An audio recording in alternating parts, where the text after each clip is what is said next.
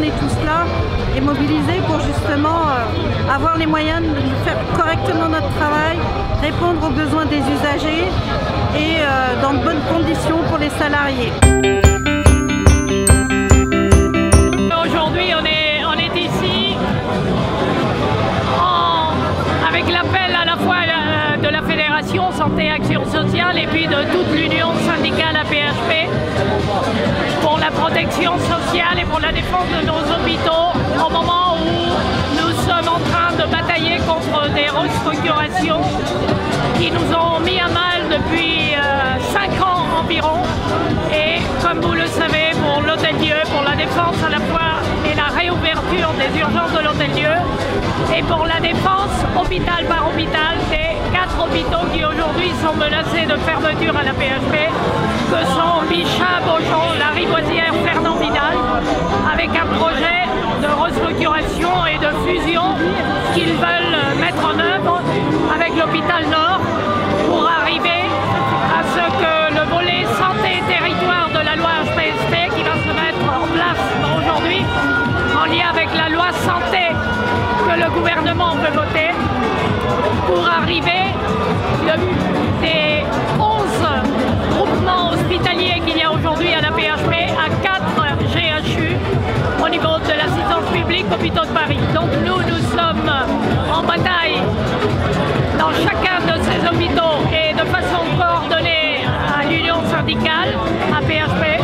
de façon à permettre que l'offre de soins publics soit garantie aujourd'hui dans tous nos quartiers de Paris.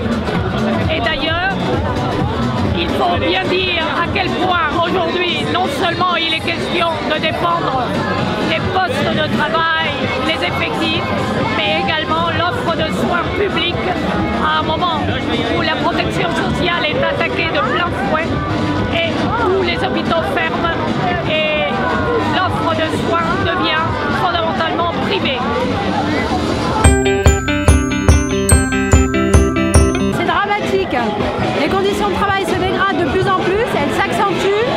Il y a une déréglementation à outrance, une mobilité à outrance. On s'en sort plus quoi. C'est grave, il n'y a plus de personnel. Il y a de moins en moins de personnel. Je ne dis pas qu'il n'y en a pas, mais il y en a. Mais ils sont en sous-effectif, voire en effectif minimum. Donc pour pouvoir assurer une sécurité, une prise en charge pour les patients, c'est très compliqué aujourd'hui. On a affaire à plein de plans sociaux dans le domaine de la santé et de l'action sociale. Avec les annonces du gouvernement, les 21 milliards d'économies de la protection sociale, ça augure de mauvais présages pour l'avenir. Sur la question de l'emploi, mais aussi des salaires et des conditions de travail. Sachant qu'on est victime d'une autre chose, c'est que quand même, il y a des assignations abusives dans les établissements qui empêchent aussi les collègues, les camarades de venir manifester. Aujourd'hui, on est beaucoup rassemblés. On a massivement fait en sorte que les camarades soient présents aujourd'hui. La directrice a refermé les négociations qui s'étaient ouvertes et a dit clairement que l'ARS ne voulait faire aucune concession. C'est pire en pire, il n'y a plus de boulot pour les infirmières qui sortent de l'école. Il y a 4 millions de chômeurs et on n'embauche pas à l'hôpital. Les malades sont mal soignés, parce que quand on n'est pas assez nombreux, on ne fait pas du bon travail. Et de l'argent, il y en a dans ce pays. Et c'est la honte, mais c'est pas la honte, c'est la honte pour le gouvernement. Ils sont dans la rue, monsieur. Ils n'ont pas eu de hausse de pension depuis 15 mois. La loi d'adaptation au vieillissement est une honte, monsieur. En février, ils vont supprimer 7 postes qu'on ne retrouvera pas. On fait déjà un travail d'aide-soignant et de brancardier pour payer le salaire d'un brancardier. Et là, on essaie de récupérer ces postes, chose qu'ils ne veulent pas le faire. Donc là, ça commence à bien foutre. On est payé une bouchée de pain pour ce qu'on fait déjà. Donc là, on va reconduire la grève plusieurs fois jusqu'à temps que ça bouge les choses, qu'on récupère ces postes.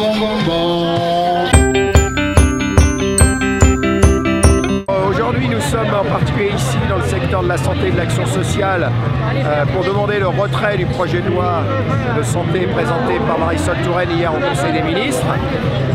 Une loi inconséquente, incohérente et pleine de dangers inconséquente et incohérente parce que elle mélange au fil des articles des mesures structurantes pour le système hospitalier, comme le regroupement des hôpitaux dans ce qu'ils appellent des groupements hospitaliers de territoire qui deviendront obligatoires à partir du 1er janvier 2016, et dans l'article d'après des mesures de santé publique comme le binge drinking, qui n'ont rien à faire dans une loi de santé, une loi qui devrait structurer notre système de santé, mettre en place une offre de soins cohérente entre la ville et l'hôpital, revenir sur le mode de rémunération des médecins en particulier.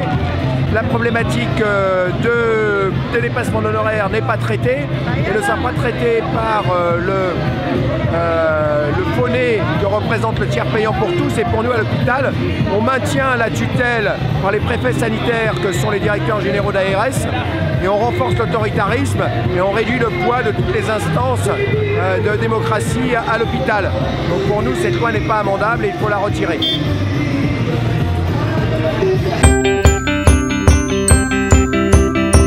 À la Pitié-Salpêtrière, on ne veut même pas entendre ce mot austérité qui pour nous ça veut rien dire. Parce que l'austérité à l'hôpital, on la connaît depuis des années.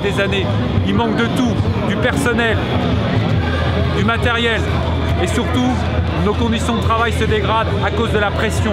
La ministre de la Santé est venue sur l'hôpital de la Pitié-Salpêtrière et a refusé de discuter, de rencontrer notre organisation syndicale et de discuter avec les infirmières et les aides-soignants. Lorsqu'on l'a interpellée pour lui dire « Madame, discutez avec cette infirmière de ses mauvaises conditions de travail », elle a dit « Non, je n'ai pas le temps ». Voilà la politique du gouvernement, un mépris total.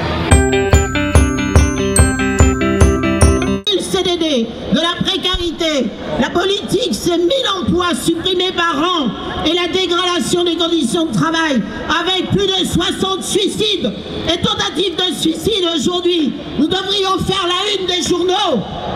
C'est inacceptable. On ne peut pas continuer à travailler dans ces conditions.